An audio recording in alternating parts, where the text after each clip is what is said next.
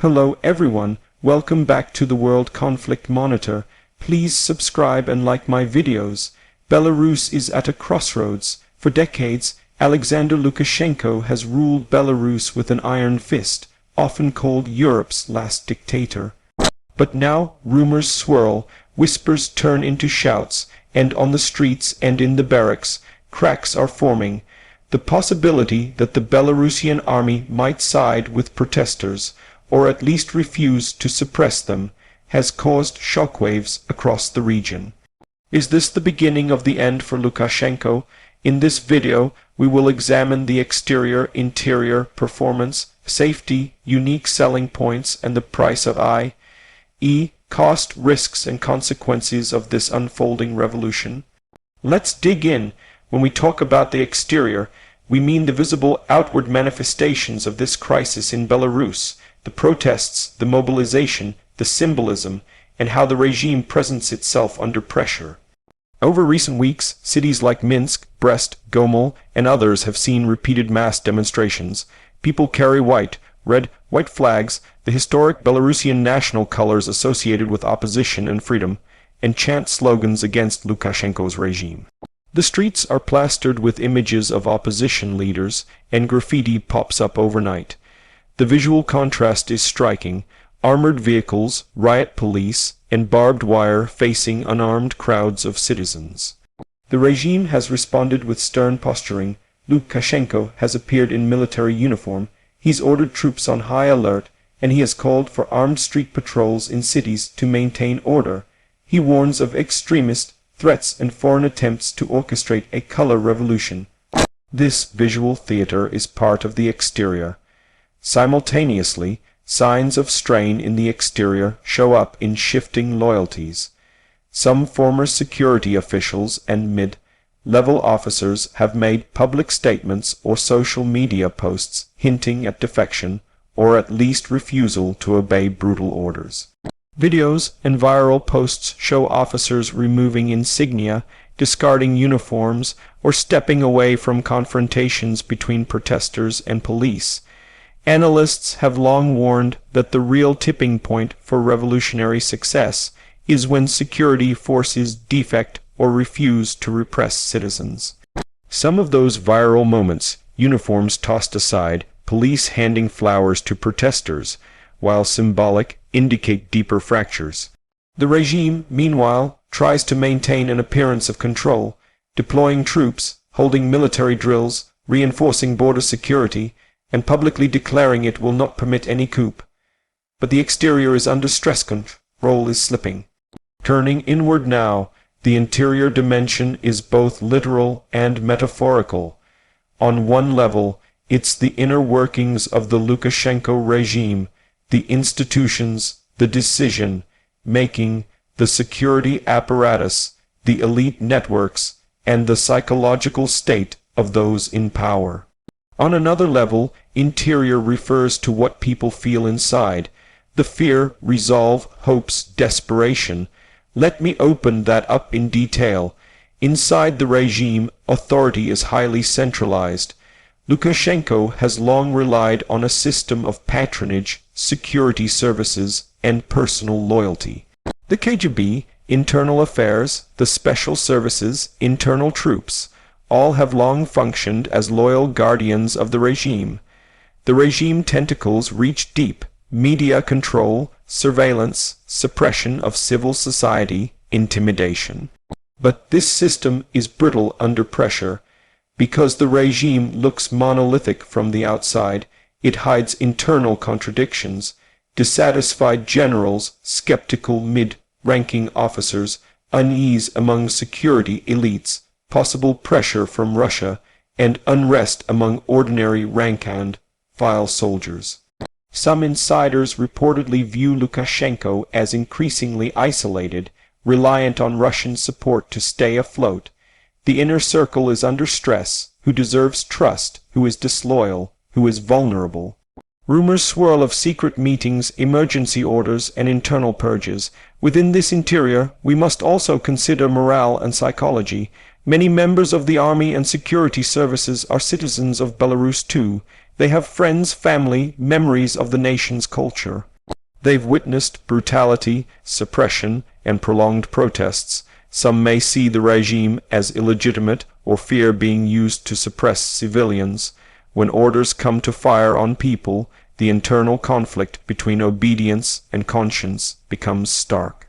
Will they obey blindly or hesitate or defect? The interior battlefield is one of ethical choices, fear of punishment, fear of retaliation, and fear of being on the losing side. On the popular side, inside the hearts of the people, a potent mix of anger, hope, fear, and defiance fuels the movement. Many Belarusians have grown frustrated by economic stagnation, corruption, repression, lack of free voice, and the absence of democratic channels. The protests of 2020, triggered by a rigged election, set the stage. That wave didn't fully overthrow the regime, but left deep scars and widened divisions.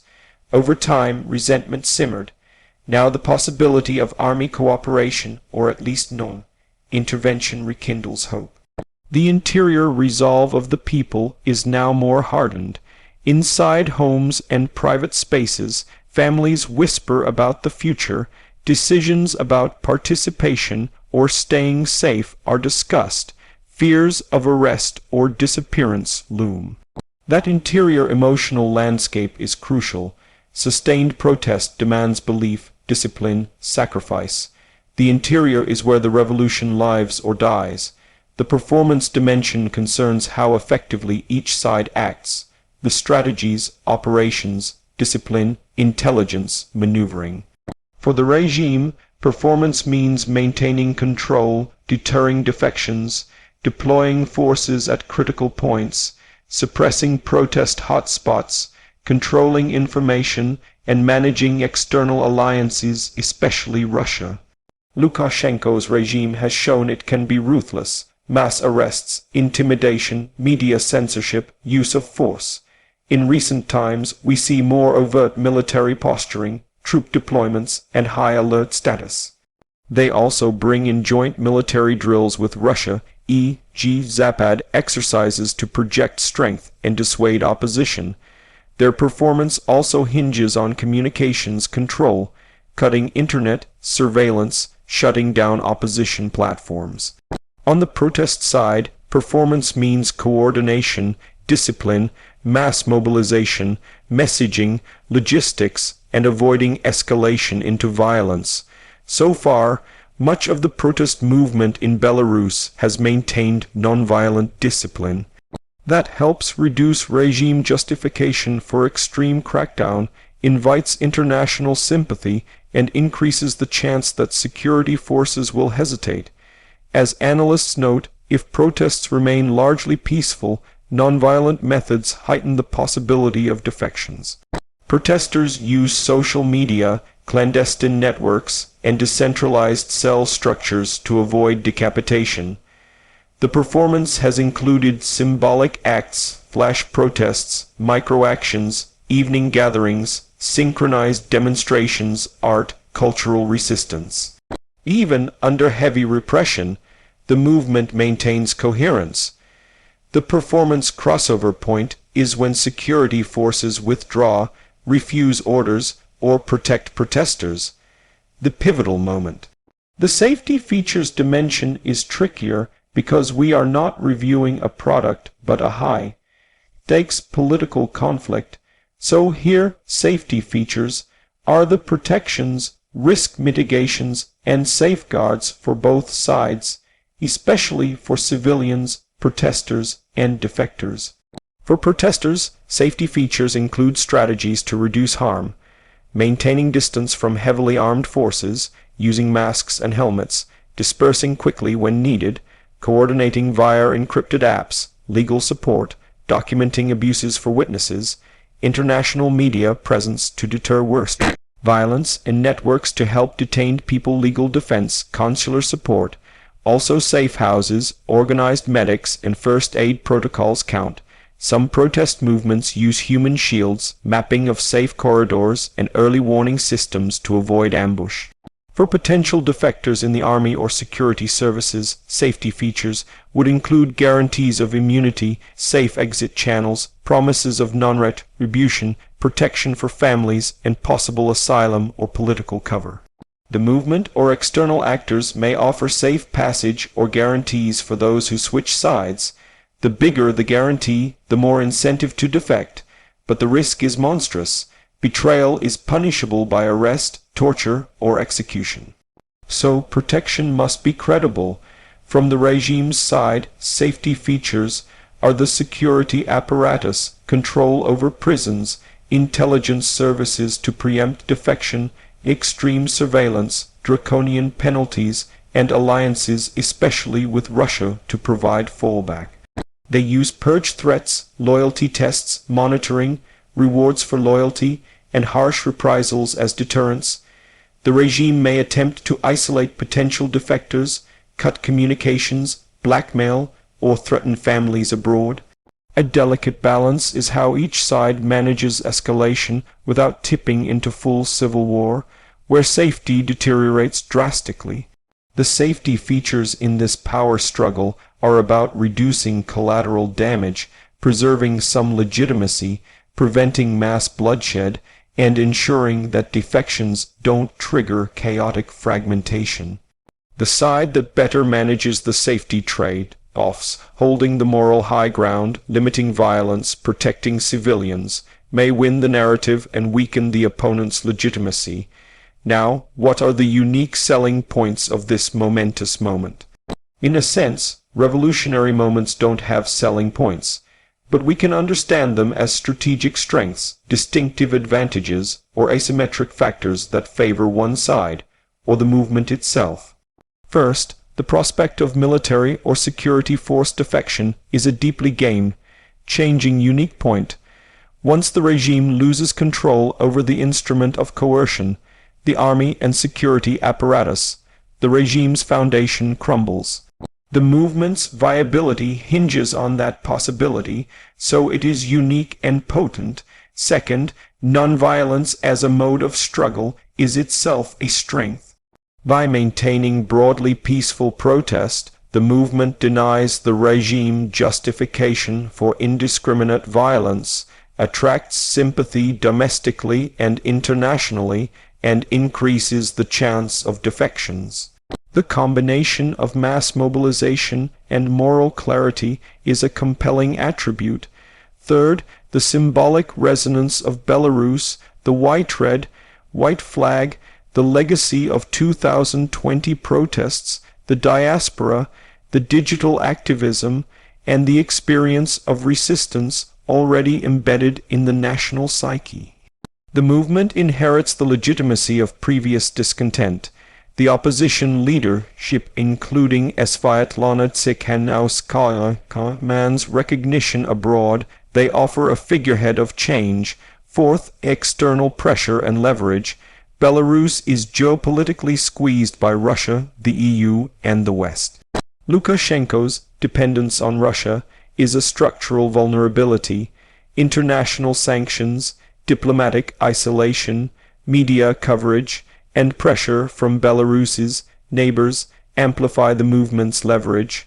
Russia's support is not unconditional. Moscow will calculate cost and gain.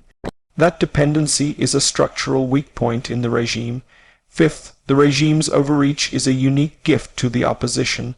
The more repression, censorship, and brutality it deploys, the more it alienates ordinary people and increases the moral cost of supporting it. Overextension of security measures, mass arrests, and propaganda pushback may backfire. Sixth, the speed of modern communication. Social media, encrypted messaging, viral video mean that images of protests, repression, defections travel instantly. The regime struggles to fully control the narrative in a digital age. The opposition's ability to document abuses in real time is a strategic edge. Now, let's talk about the price, not a monetary cost, but the cost, risks, and consequences of pursuing this revolution for each side, for the country, and for the people. For the protesters and general public, the price is steep detention, torture, injury, death, reprisals against families, loss of livelihood, forced exile, and long-term trauma, the regime may crack down brutally at the climax, and in key moments, violence may escalate into armed confrontations. The infrastructure of civil society may be decimated, and recovery will be painful. For defectors, the price is existential. Turning against the regime carries enormous risk. Families may be held hostage, assets seized, reputations destroyed. If the regime holds power, defectors may be punished severely. Only credible guarantees matter, and yet the reward of aligning with the winning side is high, but the gamble is enormous. For the regime, the price of clinging to power at any cost includes international isolation, economic collapse, the destruction of legitimacy, potential internal mutiny, and if things go badly, a violent overthrow.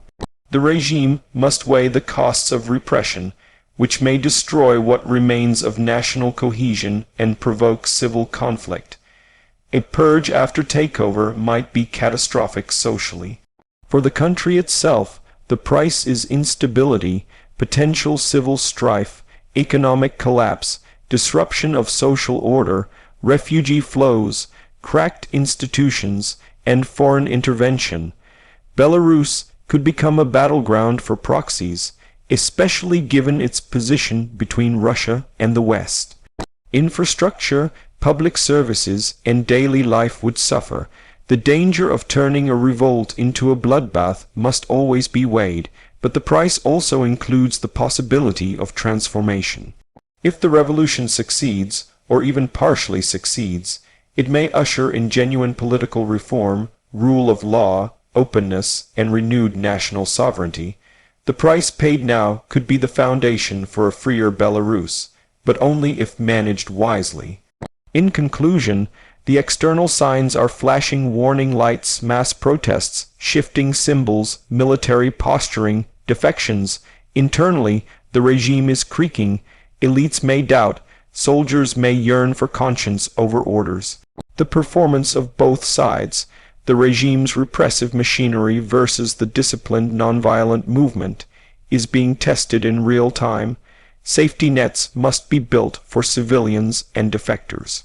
The movement's unique strengths, symbolism, moral high ground, dependence of regime on coercion, and digital speed are real advantages.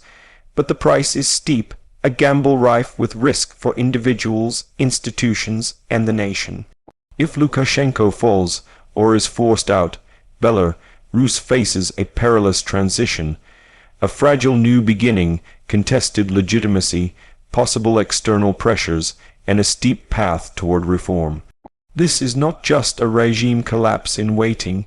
It is the moment where a state's monopoly on force is contested, the moral authority of power questioned, and the decision of guns vs. people comes into focus. The outcome is not predetermined, and the friction is intense.